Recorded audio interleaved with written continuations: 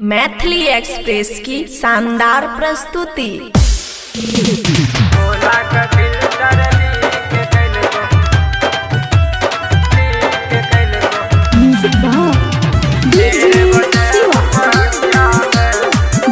खुशी recording studio बलुआहा। जीजा संग मिल गली वीरासन के बजरिया गे, वीरासन के बजरिया गे।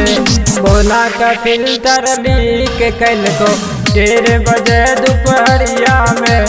कोना का फिल्टर लीक कल को 1:30 बजे दोपहरिया में। जीजा संग मिल गली दुनिया ही सन के बजरिया गे, दुनिया ही सन के बजरिया गे।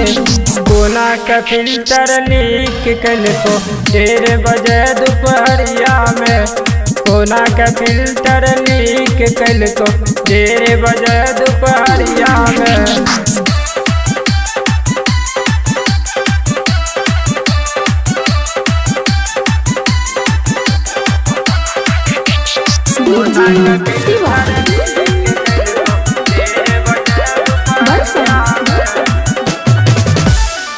कौने गियर लगल कोगे गोर की जीजा तोहर सहरिया गे, गोर की जीजा तोहर सहरिया गे।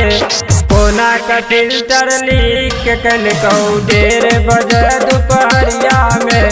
कोना का फिल्टर लीक कल को 1:30 बजे दोपहरिया में।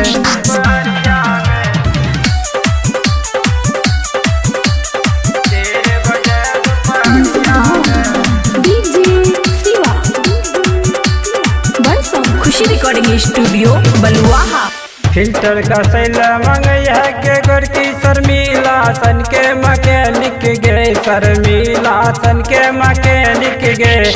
फिल्टर का पूरा टाइट कर दो, कहियो न कर दो लीक गे। फिल्टर का पूरा टाइट कर दो, कहियो न कर दो लीक गे।